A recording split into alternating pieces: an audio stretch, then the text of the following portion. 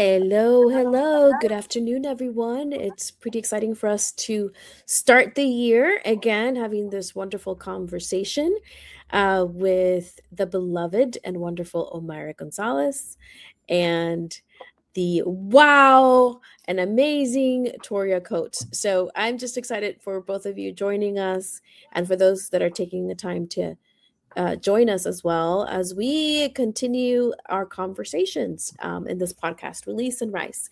This is just a space we wanted to create um, as we address family, leadership, mental health, those areas that we're passionate about, particularly as women. And we just did a wonderful series on forgiveness right before the holiday broke, and we liked it so much that we thought we are going to keep at it. And today, our topic, our theme is first things first: fasting, focus, and forming a stronger foundation. So as we enter the new year, many of you have started the lovely year's resolution. Maybe some of you already dropped your resolve. So we're going to get into it, talk about those New Year resolutions and how to anchor them, what that looks like. All of us, well, many of us, I can't say all of us, have started a new goal and with excitement and fervor, and we say we're going to do it, and then something happens and it just kind of sizzles along the line, and that idea of being healthy or walking or going to the gym somehow loses its shiny star. So we want to talk about why that is. What are some great nuggets and ideas and habits so we can stay steady? Why in the world do we want goals and vision and all of that? But we need to, before we get all of that going, we need to start with a strong foundation, and before we move that. But before we even get to that, I just want to invite you to share your comments, ideas, thoughts, suggestions, and we're looking at those, and we want to make that, make that be part of the conversation. Omira and Toria, what is one goal that you actually did finish, that you set out yourself to do uh, last year, and you actually felt pretty good about it? Well, I'll go first. Yeah. One, one of the goals that I set last year was really to engage more, be more sociable, be more present um, with with the people that God allows me to come into the space with them. And that would mean at holidays, I would be fully present, like not working, not trying to think about all these other things I could be doing, but just to come in and be present and be sociable. And I really surprised myself. I attended some outings that just was fun and friendly. And then also just the last few holiday gatherings, I was very excited to just be present with my family, playing board games or different things, and just having a good time in that moment. And so it really was to be present. And so I would say I definitely accomplished that last year. That's so good. I love that because we need to be present with the social media, the telephone, everything that's hitting us in different directions. And that's a worthy goal. It's a good goal for this year, too.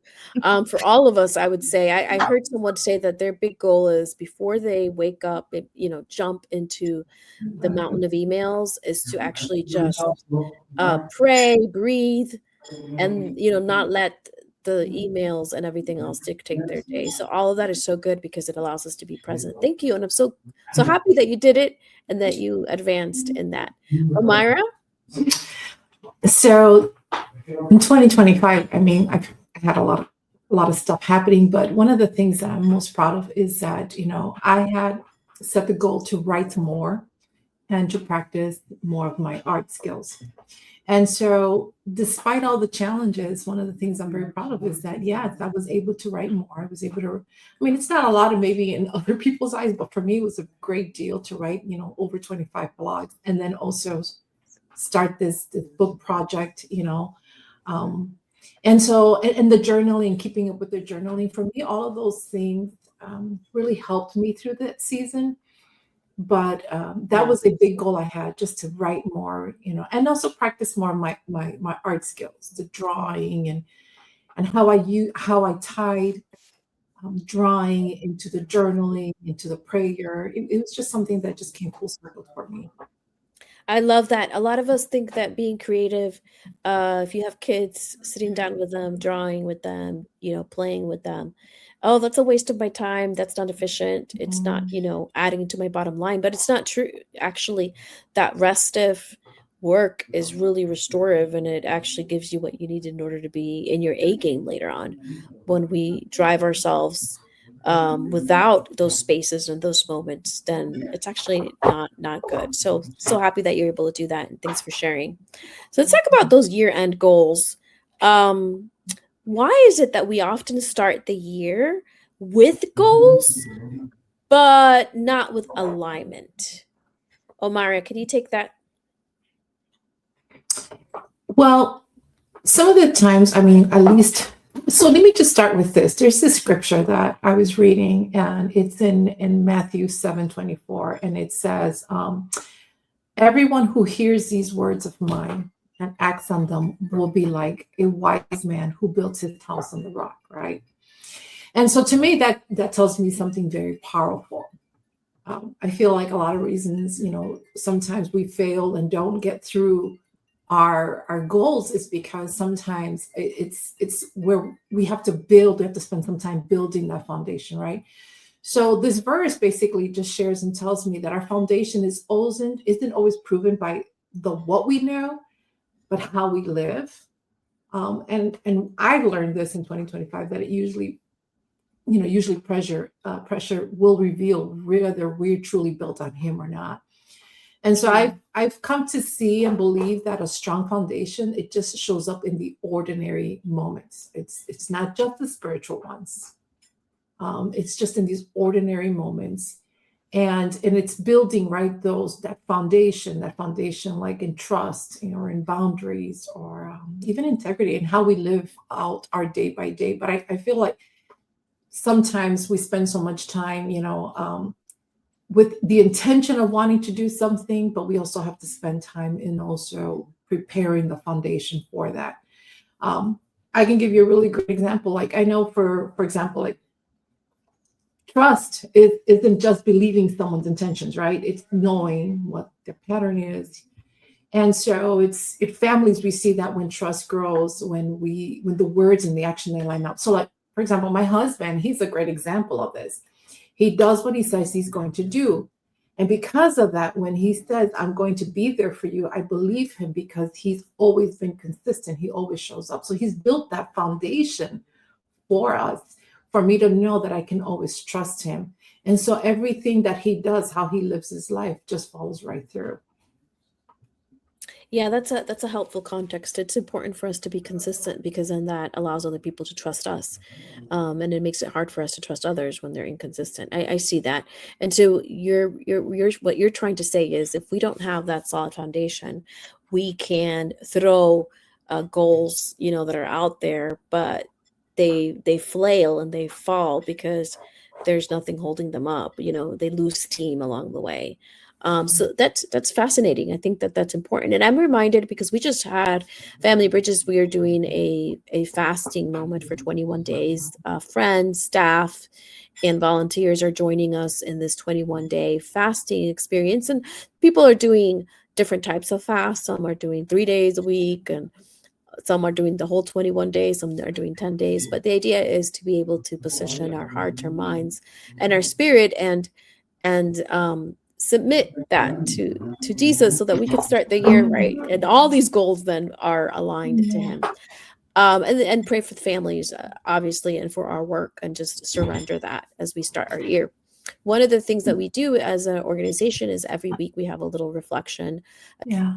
So we meet for 30 minutes as a team to bring up the different prayer requests. And so we just were talking, we just met, and we were talking about Daniel, and Daniel is fascinating. The book of Daniel in the scriptures, and Daniel went through 100 things. But one of the things in his story is, for those of you that are not familiar with it, is that he's held captive. He's taken by the Babylonians, him, his friends, the nation. After all this drama, all this history with the nation of Israel, they have disobeyed God, and there was a split in the northern kingdom. Oh, we're not going to get into that, but basically he's dragged out, right? And he's taken and he serves in the palace courts. And when he serves in the palace courts, he's young and smart and intelligent, and him and his friends are asked to, eat the king's meals and the food, and he's like, I don't think so. And he suggests a different type of meal plan, a 10-day, fruit and vegetable kind of thing. And the guy who's overseeing him, the overseer, is like, I don't think so. If I don't give you the best foods, I'm going to get killed. But David uses his leadership. He steps in, he leans in, and he says, he advocates it. He says, no, I don't believe in that food. This is the diet that we're going to follow. And he does. And at the end, he positions us. He says, let's do this test. I'm going to go ahead and have this food with my friends for 10 days and let's see what happens. And if we're, and sure enough, they do this and they're stronger and they're smarter and they're all these things. So they're like, okay, you can continue to have this. So that's how that story starts and kicks it off. Well, what we were studying today is Daniel's prayer in chapter 9. And that comes after all these things that happened to Daniel. I mean, that's just the very beginning that we at least see. But there's a lot of things that happen in between. And the thing is that he is basically, him and his friends are held captive in a land that's foreign. They're taken away from their family, from everything they know. They live there as young kids. And I just was struck that he was there for 67 years before enter chapter 9, and we hear this plea and this prayer that he prays for his nation to eventually, right, be able to, God, please forgive him so we can go back home to our country. But for 67 years, all the stories that we read in scriptures of Daniel are his faithfulness. He's so faithful, all that time.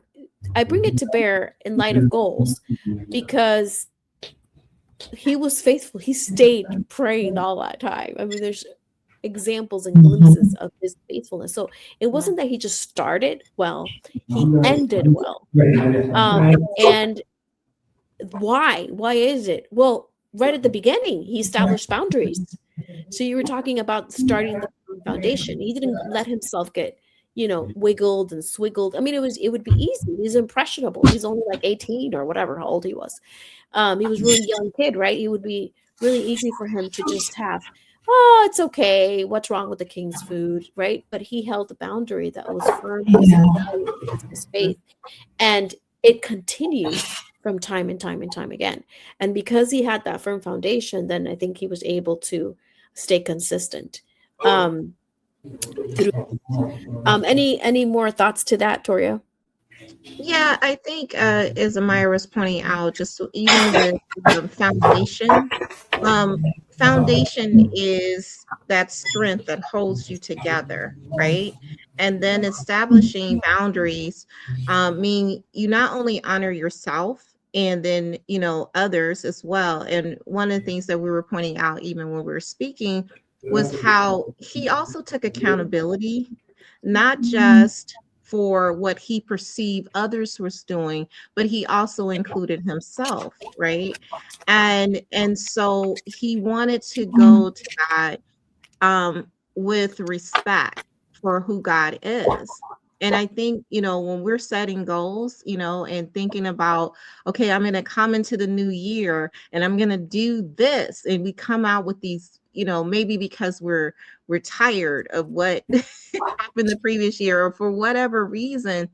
Sometimes it is just we want things to be better, but we don't always think of what is the foundation that you built along the way, that now you can come into the new year and say, hey, I'm going to lose, this, or I'm going to go make this or this happen. What is the foundation that you built up along the way that's going to sustain you?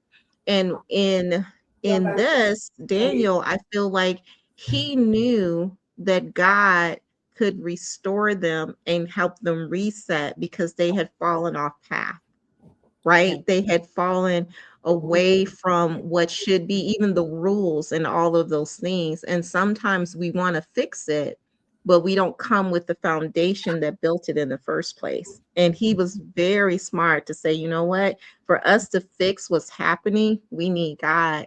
to help us through this next and to first forgive us, but then to take us forward. He knew that Yeah. they could not proceed without God. Yeah, yeah, yeah.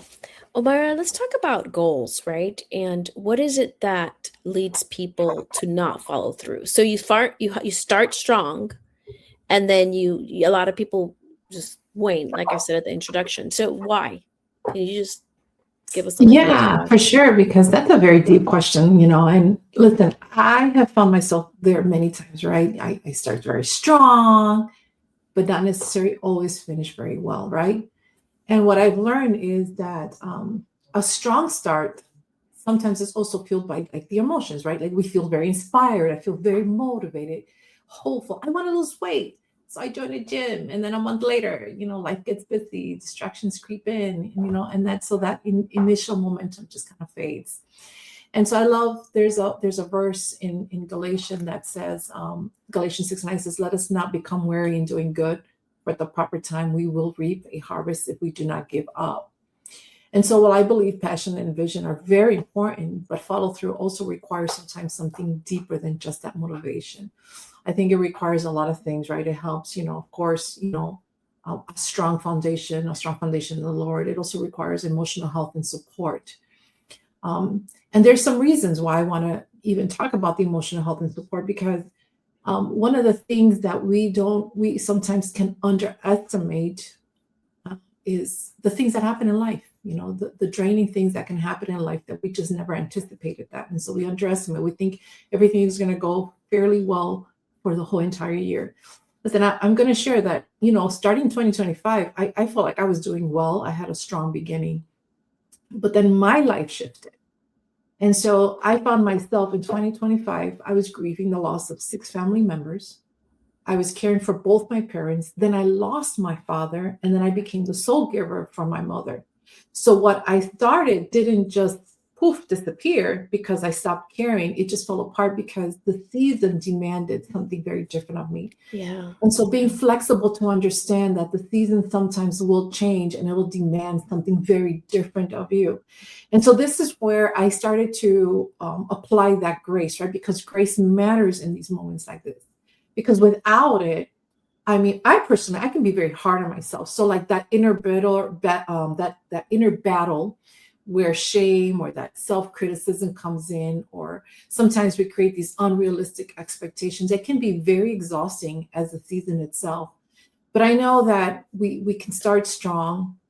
And sometimes, you know, we can do fairly well, but we sometimes don't always can anticipate all the changes and all the things that are going to come our way. So when the seasons change, sometimes you have to maybe readjust some of those goals because your life at that moment is going to demand something very, very different. Yeah, yeah.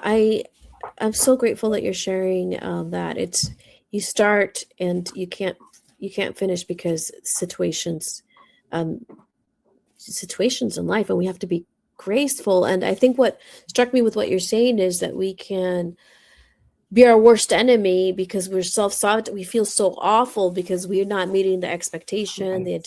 We set this high bar and we can't, just physically, financially, situationally, emotionally can't. And then we beat ourselves up for it when what we really need to the grace and recalibrate and reconsider. Thank you so much for sharing. It's amazing how God has given you so much strength and capacity to cope with all that and navigate through it. Yeah. Yeah, Toria, you any know, other ideas of why is it that it's hard for us to follow through? I think also a lot of times when we set goals, you know, we're very passionate about it and we're excited and we really want to do it. And so we believe that passion alone is going to take us through the whole goal. But that's where things like foundation and then life circumstances, or have you healed, or do you have the support or the mechanisms that you need, is not in alignment to help you finish the goal. So setting the goal and having the passion for it in itself is, you know, it's not going to help sustain the momentum that's needed a lot of times to finish it. And And then a lot of times we set goals on top of all the other things that we're doing. And Mhm. so, like Myra said, we overestimate our capacity to give Yeah. so strongly to this new thing, as to saying, you know what, I want this in my life. Maybe it's a weight loss goal or whatever it is, right? And I'm one who love the big numbers, right? Um, but okay, if I have not gone to the gym any days a week, and now I'm like I'm starting at 7, I just, maybe I loved how last year, instead of saying I'm gonna walk 7 days a week every day, I just started with a couple of days. That was more, it was easier to merge that into my current schedule instead of the big thing, right? Where now it Mhm. overwhelms it. And so I think sometimes the follow through comes from the fact that we have overwhelmed ourselves and we don't have the capacity to fulfill the goal. And in that time, I think it's okay to maybe adjust it a little bit to make it more reasonable Yeah. to our life and the things that are going on. Or, I've heard this so many times, to say God's delay is not his denial. Sometimes even setting, moving it a little bit ahead, to so that we can get into alignment. And I think that's why, if we're able to do that, then that'll help us more with follow through. Yeah, that makes a lot of sense. Being able to say, I need to have realistic goals, and also I need to maybe make room for it. And if there's no margins of my life, just adding more, more, more, more, more, more, more is not helpful. So you have to say, okay, what am I going to take away? What wasn't effective from last year? What's the one thing I can, instead of just adding more goals, you need to be able to subtract as well, right? Say no to some things, or figure out how to accommodate things in that way. It makes a lot of sense. What are some other tips, ladies, that you would have? What are some daily, weekly rhythms, ideas, and tips that we can share, that helped you both, succeed in those two goals that you had? Like what, how did you carve those margins? How were you intentional about it? How did you set those activities and goals? Because a goal can be a big thing, but then you got to break that down into specific activities, right? And a plan in order to see it follow through. So, what are some of your favorite tips that you could share, with us, that help us win and stay the course and stay consistent? Amira?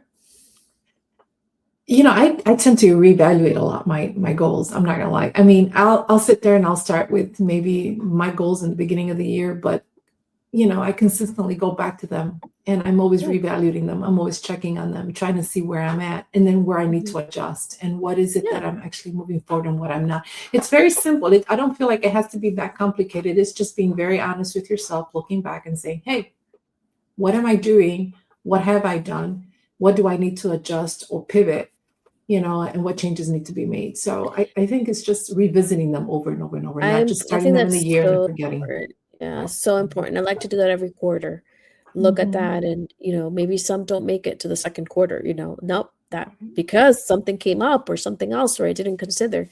But there Mhm. is something powerful about writing those goals down, because they do come into fruition. Maybe you wrote 10 goals down and you realize you can only do three. Well, you got the three down, but you wouldn't have gotten the three if you wouldn't have written the 10. Sometimes we do get ambitious in that. I also found it helpful to write the why. Like, why do you want to do that? And Yes. because it really helps you consider and evaluate. And then also, how are you going to do that?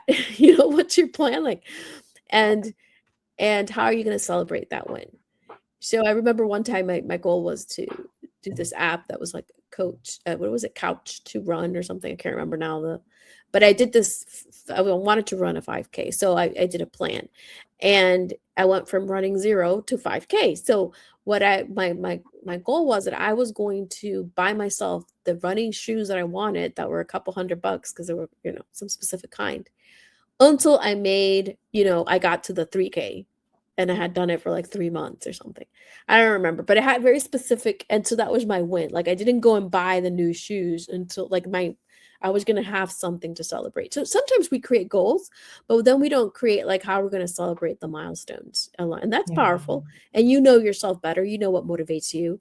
It might not be necessarily a thing, but maybe you need a dinner out or like, I don't know, what is it that you're going to do in order to celebrate it? So, yeah. Oh, Toria, what's one of your favorite tips?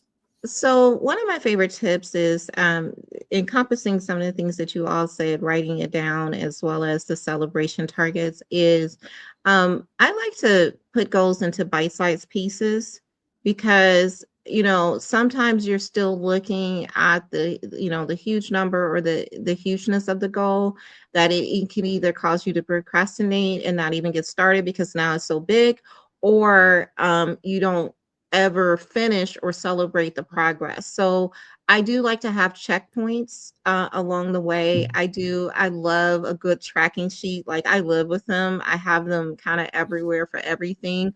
But it really does help me to say, okay, by this particular date, I want to be here. Let me see where I am. Let me reevaluate and celebrate. I do mini celebrations till I get to the big one. So that kind of helps. And it doesn't have to be like a full blown party every time or anything like that. I'm just talking about, you know what? Okay, I will make any reason to go to get my favorite coffee, or something like that, but just a way, oh, you know what? I get to watch my favorite show a little early, whatever that celebration is. But I do identify a few of those celebrations before I get started. Like, how will I celebrate along the way as we do it? And then also to not beat myself up if I'm not quite where I wanted to be at that point. Yeah. How will Yeah. I bounce myself back? Yeah, yeah, those it's so good that you're talking about the mini celebrations, and sometimes it's very simple, but it's rewarding, and how you break it down into bite size. I appreciate that. One more question, and as you guys think about this, I'll share one more tip that I enjoy. And the question I would have for you guys is, what's your favorite? You said you like tracking sheets. What's your favorite method to, planner? Some people like digital thing planners or apps, some like physical. So would love to hear what you like to use in order to track these goals. One other tip that I enjoy, that I have found to be really helpful, is pairing one pleasant goal with one that's not as interesting, or that is harder. So, for example, when I was studying for tests, for licensing tests, I had to memorize all these pharmaceutical names, for the tests, the nerves of the jaw. I mean, like all these things, right? And it was hard to just sit there for like 10 hours to study. So I enjoyed hiking, and what I would do is take some flashcards and I would hike and study. And three miles later, I'd have that, so I did something enjoyable, and I kind of snuck in something else that was just harder. Um, so pairing something that's more challenging, like people like reading, and so I don't want to go on the treadmill, but I'll read and walk on the treadmill. So thinking about pairing one activity with another one that's enjoyable, it's helpful. So, ladies, what is your favorite tool that you use to track your goals? Mine's is so simple, honestly. I don't know that it's complicated or anything like that. It's really just a simple notebook or a journal. I will just use a journal, and I use my journal for everything: to write my goals, to track my goals, to write reflections on my goals, to keep track of them. That's one tool that I use. And the other one is, when I'm very clear about what my goals are and what is it that I want to accomplish, whether it's in that quarter or that year or that month. Besides the journal, I do a lot of walking, and in the walking, it just allows me to really reflect on a lot of that. It allows me to think about where I'm at, what I've done, what I haven't done, why I haven't done it. As it allows me to ask all those questions and really seek inside my heart, and it's that question, right, that David, asked the Lord, search my heart, got it, and know my heart, right? And so in those moments like that, I even have those opportunities where I'm walking and I'm actually able to ask those questions. So it's a combination of the writing it down that helps me, journaling about it, but also walking and reflecting on those. Thank you, Myra. Toria? So, I'm a journal person too. So I have the one that I take with me all the times because I like to gather my thoughts and write it down. And then I found that instead of what I say at night is different than the one that I'm using like during the daytime. So, like at my desk, I have a different one. At my bedside, I have a different one. And then I have the one that I carry with me. Because I feel like in different moods and motions, I'm writing differently. And so that's one of the things I do. I also love a weekly plan sheet and a weekly action sheet, and you can get those. I mean, you can even Google them, but those really help me. Like it has tools like six most important things. My list has never been condensed to six, but it still has it. And then before I go to bed, I like to review those, check off what I've done, and then go into the night with a clear conscience. And so those are some of the tools that I love. Thank you, ladies. Well, hopefully, those that are listening get some ideas and tips and are encouraged to start their year and start those goals. Some simple goals sometimes are great, like drinking water, getting up, not checking your social media. Sometimes it's just those things, but then they have compound impact in your life because they can really revolutionize how everything goes from there. Well, we're starting a new initiative at Family Bridges that we're excited about, and it has to do with thrifting to help support our program. So, Omari, can you talk a little bit with those, what it is, and Toria, then you can share some of the dates and info. Yeah, so the thrift store, I think it's called Bridging Boutique. That's the name that we started with. It's an opportunity where you can donate, sometimes those gentle items that you have in your house that you're not quite sure what you want to do with them. You maybe just don't want to give them away to just anyone, but you definitely know that there's value there. So we invite you and we encourage you to, make those donations to Family Bridges. That's one way for us to be able to support the programs that we so much love and care for, like the Wise Up Girl or the marriage classes and the workshops. And so it's just an opportunity for you to be able to donate those items to us so that we can, in turn, through our thrift store initiative, we can sell these items and those funds are allocated back into our programs. And so we invite you, if you have something like it could be a purse, gently used clothes, shoes, accessories. If you have anything like that, please reach out to us. You can reach out to through our website, through our emails. You can email me, Omira at familybridgesusa.org, or you can go into our website, familybridgesusa.org. And let us know. Let us know that you're interested in being a part of this. We're also looking for volunteers, guys. We're looking for folks that can help us also with this thrift store. If you've had a desire to get into retail, but you just don't know how, this will be a great opportunity to start those enterprise skills that you have. And so we would love to have you join us and walk alongside with us in this initiative.